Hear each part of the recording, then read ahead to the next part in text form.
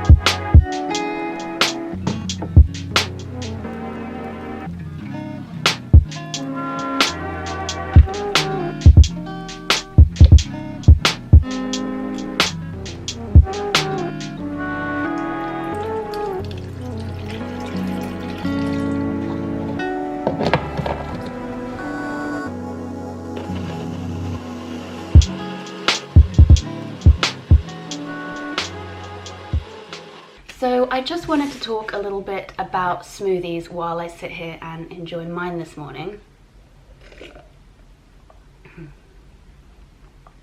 I know that in a lot of my smoothies I add health food supplements and powders and elixirs and all of that good stuff, but I didn't want it to look as though I'm promoting it to everybody. And I know that a lot of you are young and living with your parents and maybe don't have the expenses to go out and buy all of these superfood powders, and I don't think that they're completely necessary. So I take them for specific reasons, and I don't want it to seem as though I'm pushing it on you guys to go and buy the same ones that I do. I share what I'm eating, and so I do include it, but I know that some of you guys are still relying on your parents or don't have the expenses to buy a lot of them. But you can just make smoothies from fruits and vegetables and just plain old food, plain old good,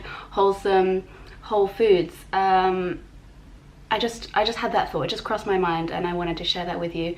And so I take, for example, I have ashwagandha in here. And that is because it's a hormone balancer, and I, for a couple of reasons, take that. One, I have mild PCOS, which messes with my hormones a little bit, and I also am prone to suffering from seasonal affective disorder, which is due to my hormones. I'm also a highly sensitive person, so I'm more prone to anxiety and depression, and so that's why I take these. But that does, like, by no means mean that I think that you should. If you want to try some of them out, I would recommend looking up the health benefits of them and seeing which ones would suit you best, rather than just taking them because you've seen somebody else take them. If you want a video more in depth about the supplements and what they're good for, then let me know in the comments below and I can certainly do that. But that'll just be from my experience and the kind of ones that I've tried. And yeah, so if you don't have them and you don't want to buy them, or you don't have the resources to buy them, just make smoothies from fruit and veg. Like, it's completely unnecessary to have superfoods in all of your smoothies. Although they do add additional benefits, it's not necessary. So I actually watched yesterday, Dr. Michael Greger posted from How Not to Die. He wrote How Not to Die, which is a fantastic book. If you haven't read it already, I'll link it below. I'll also link below the video he posted yesterday, which was his vegetable smoothie, which has none of the fancy health food powders in it. It's just vegetables, and it sounded really great, and I really want to make it, and so I'll post that down below, so you can check that out as well. Yeah, I just had that thought and I wanted to share it with you. Okay, bye.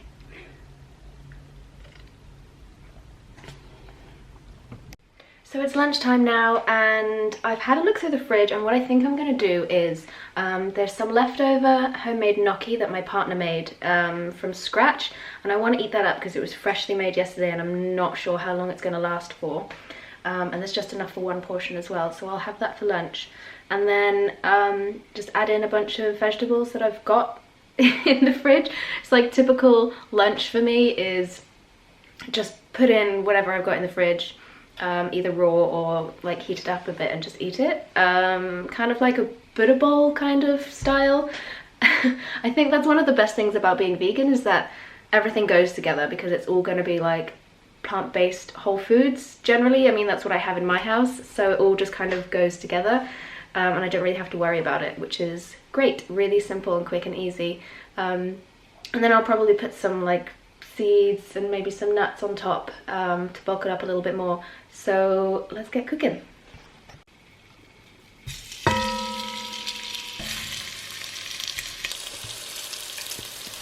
So this looks like a little bit of a fail. It looks as though overnight the gnocchi has kind of glooped together and formed this, I don't even know what this is.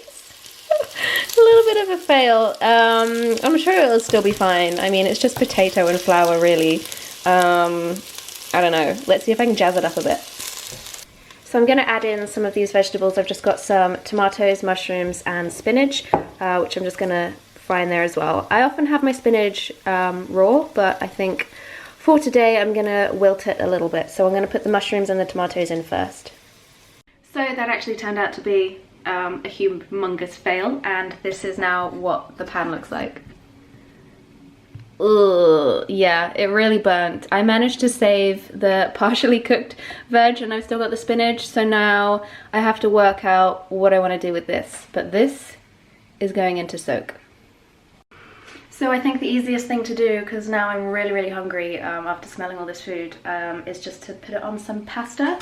That's probably going to be the quickest thing to make. I've got some pea pasta here, which is gluten-free, and it just tastes really nice. And I think I'm just going to use that instead of the gnocchi. So in the time it's taken for the kettle to boil for the pasta, I have managed to clean up this pot again. I just wanted to say that if you guys do burn stuff to the bottom of your pan, a little tip is to not wait for it to like soak for ages. Just clean it as quickly as possible, just like get it over and done with, because the stuff that's burnt to the bottom hasn't actually completely, it hasn't solidified to the bottom yet, because it's still hot. As soon as it cools down, it is like crusted on there and it'll be hell to take it off. So what you want to do is just like while it's still hot, while the pan is still hot, just get it in there, get a little bit of soapy water and get it out, and it'll be like really easy. Even if you soak it, it's going to be a lot more difficult. So that's just a tip. It took me like less than a minute to clear that out. And now I'm going to get the pasta on the go.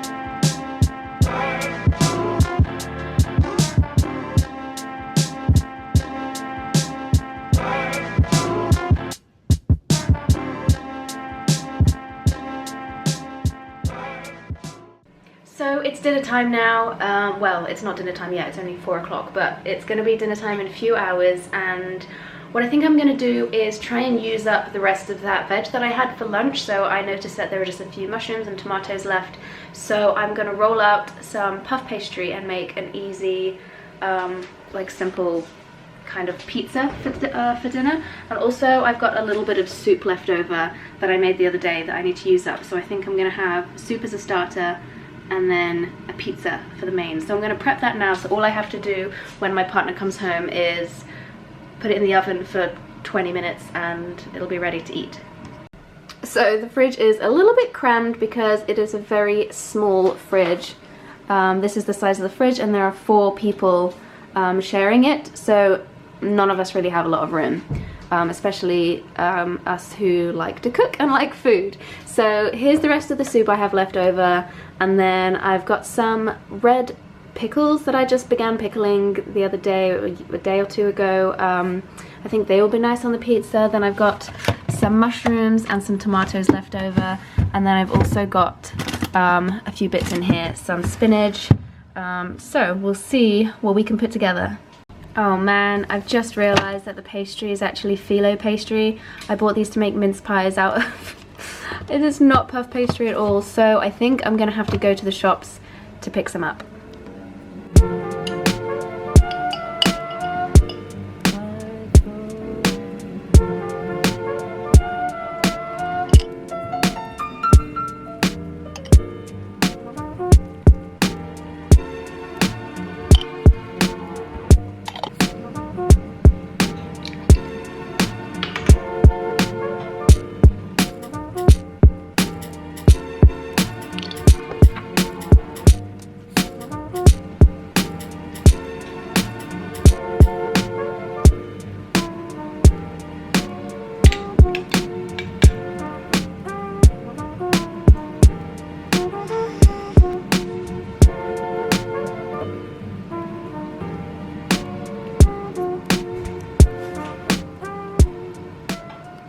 So this is what I've got so far. You watch me put everything on, and then I'm going to top it with a bunch of spinach, which is just going to completely obliterate it, because when you put it in the oven it will shrivel down to hardly anything. So I'm going to completely cover it in spinach, and I think that might be it. Maybe some seeds on top, and then it'll be ready, and I'll show you guys in a few hours when I've stuck it in the oven.